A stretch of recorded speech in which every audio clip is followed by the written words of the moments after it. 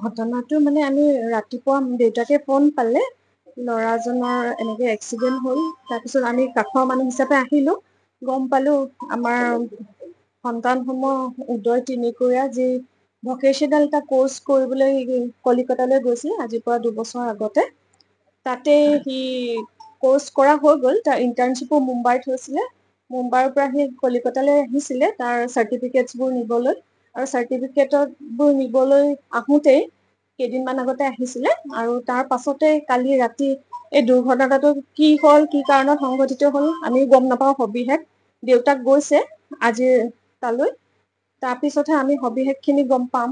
আৰু আমি আশা কৰিছোঁ আমাৰ যোৰহাট জিলাৰ যি এডমিনিষ্ট্ৰেশ্যন আছে আৰু তেওঁলোকে মুখ্যমন্ত্ৰী ঘোষণা কৰা যি শ্ৰদ্ধাঞ্জলি আঁচনি, সেই আঁচনিৰ জৰিয়তে যাতে আমি আমাৰ সন্তানটিৰ যি দুৰ্ভগীয়া বুলিয়ে ক'ম, সেই সন্তানটিৰ আমি বডি বিচাৰিছোঁ যিকোনো উপায়েৰে। আমাক ইয়াত যিহেতু আমি সকলোৱে বিশেষকৈ এতিয়া মাতৃৰ অৱস্থা বৰ শোচনীয় হৈছে, আৰু অতি সোনকালে আমাৰ যোৰহাট জিলা কৰ্তৃপক্ষই এই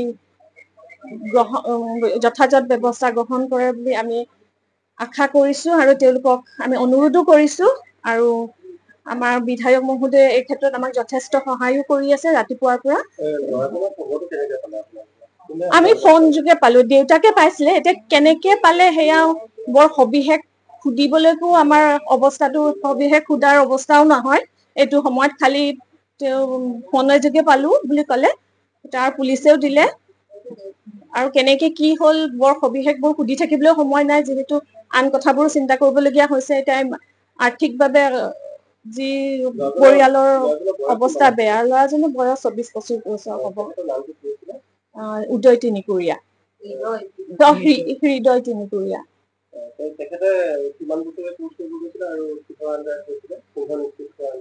এইখন Don Bosco vocational training centre হয়, কলকাতা টাংৰাত অৱস্থিত। হোটেল মেনেজমেণ্ট আৰু কেটাৰিং। তেওঁলোকৰ দেউতাকলৈ কালি প্ৰায় 3:30 পৰা 4 বজাৰ ভিতৰত এটা ফোন আহে। তেখেতৰ বন্ধুৰ দেউতাকে এওঁৰ দেউতাকলৈ, হৃদয়ৰ দেউতাকলৈ ফোন যোগে জনায় কথাটো যে হৃদয়ৰ এনেকুৱা এটা ঘটনা হৈছে, সেইবুলিকে জনালে। জনোৱাৰ লগে লগে দেউতাকে ৰাতিপুৱাৰ পৰা আমাৰ স্থানীয় বিধায়ক মহোদয় আৰু আমাৰ জিলা প্ৰশাসনৰ বিষয়ববীয়াৰ লগত যোগাযোগ কৰি পেলানি যিখিনি যাৱতীয় কাম কাজ, অফিচিয়েলি যিখিনি কাম কাজ সেইখিনি সমাপন কৰি দেউতাক প্ৰায় 2:30 বজাত কলকাতালৈ ৰাওনা হৈছে। আৰু বৰ্তমান তেওঁ তাত পালেগৈ বুলি আমি গম পাইছোঁ। আৰু আমাৰ জিলা প্ৰশাসনেও যথেষ্ট এই ক্ষেত্ৰত সহায় সহযোগ কৰিছে। আৰু আপোনালোকৰ যোগেদি মুখ্যমন্ত্ৰী মহোদয়কো অনুৰোধ জনাইছোঁ, যিটো শ্ৰদ্ধাঞ্জলি আঁচনি, তাৰ যোগেদি যাতে এই দুৰ্ভগীয়া পৰিয়ালটোৱে অলপখিনি সহায় পাব, তাৰ বাবে আপোনালোকৰ মাধ্যমৰ জৰিয়তে অনুৰোধ জনাইছোঁ। কেলকাতাত তেওঁলোকে কি কৰিব গৈছিলে? ডন বস্কো ইনষ্টিটিউটত তেওঁ ভকেশ্যনেল কিবা ট্ৰেইনিং এটা লৈছিলে, ভকেশ্যনেল ট্ৰেইনিং হোটেল মেনেজমেণ্ট আৰু কেটাৰিঙৰ। আমি জনামতে তেওঁ কোৰ্চটো সম্পূৰ্ণ হৈছে, হৈ পেলানি তেওঁ চেন্নাইত কিবা প্ৰাইভেট জব এটা কৰি আছিলে নেকি এনেকুৱা সংক্ৰান্ততে। আৰু তাত কৰি থকাৰ পিছতে তেওঁ মানে চাৰ্টিফিকেট নিবলৈ আহিছিলে বুলি শুনিছোঁ। এই কলকাতালৈ আহিছিলে, যিটো ইনষ্টিটিউটৰ পৰা তেওঁ প্ৰশিক্ষণ লৈছিলে, সেই চাৰ্টিফিকেট নিবলৈ আহিছিলে। আহোঁতে তেওঁ লগৰ বন্ধুৰ ঘৰত আছিলে। আমি শুনামতে বন্ধুৰ ঘৰৰ পৰা ক'ৰবাত কাৰোবাৰ তেওঁ লগৰ বন্ধুৰ ঘৰলৈ বাৰ্থডে আছিলে নে কিবা আছিলে বুলি কৈছে, তেনেকুৱা কিবা অনুষ্ঠান এটা আছিলে। খাই আহোঁতে বাৰ্থডেৰ পৰা আহি থাকোঁতে দেউতাকলৈ ফোনো কৰিছে বুলি আমাক জনাইছে। তাৰপিছতেই পিছ ৰাতিলৈ এই খবৰটো আহিছে। মানে তেওঁ কিহত আহি আছিলে? ট্ৰেইন যোগে আহি আছিলে বুলি কৈছে। ট্ৰেইন যোগে মানে কলকাতালৈ আহিছিলে বন্ধুৰ ঘৰলৈ। তাত আহি থাকোঁতে মানে অলপ পিছত দেউতাকলে সেই দেউতাকৰ তেওঁৰ বন্ধুৰ দেউতাকে ফোন যোগে জনাইছে বুলি আমাক জনাইছে। বন্ধু দেউতাক ঘৰ ক'ত আছিলে? কলকাতাতে হয় বুলি কৈছে। আৰু ইমান সবিশেষটো গম নাপাওঁ, দেউতাকে গম পাব। আৰু মাকো তেওঁৰ মানে 4 বছৰমানৰ আগতে প্ৰেছাৰ ষ্ট্ৰোক হৈছিলে, আৰু মাকো মানসিকভাৱে ভাগি আছে। তেখেতো বৰ্তমান কথা পাতিব পৰা অৱস্থাত নাই। ককাই ভাই 2জন, তেখেতৰ ভায়েক এজন আছে। ভায়েক মেট্ৰিক পাছ কৰিছে এইবছৰ। পঢ়ি আছে। দেউতাকে ব্যৱসায় আছে, সৰু সুৰা ব্যৱসায় এটা কৰি থাকে।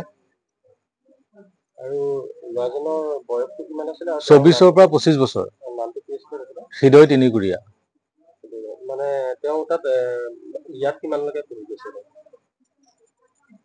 ইয়াত তেওঁ হায়াৰ ছেকেণ্ডেৰী কমপ্লিট কৰিয়ে গৈছে। তাত 3 বছৰ ট্ৰেইনিং কৰি তেওঁ ডিপ্ল'মা আনি কিনে আকৌ কেলকাটা আহিছে। হয় হয় হয়। এতিয়া আপোনালোকে কি বিচাৰে মানে এইটো মানে কিবা এনেকুৱা কিবা ভাবিছে কাৰণ ট্ৰেইনৰ পৰা যেতিয়া পঢ়িছে বুলি হয়, এতিয়া আমিও ঠিক ক'ব পৰা নাই একেষাৰতে এইটো হত্যাকাণ্ডতে তেওঁ নিজে দুৰ্ঘটনাতে পতিত হৈছে। আমি আশা কৰিম পুলিচ প্ৰশাসনক তেওঁলোকে যাতে এটা সঠিক ন্যায় তদন্ত আমাক দিব পাৰে, তাৰ বাবে আমি আশাবাদী।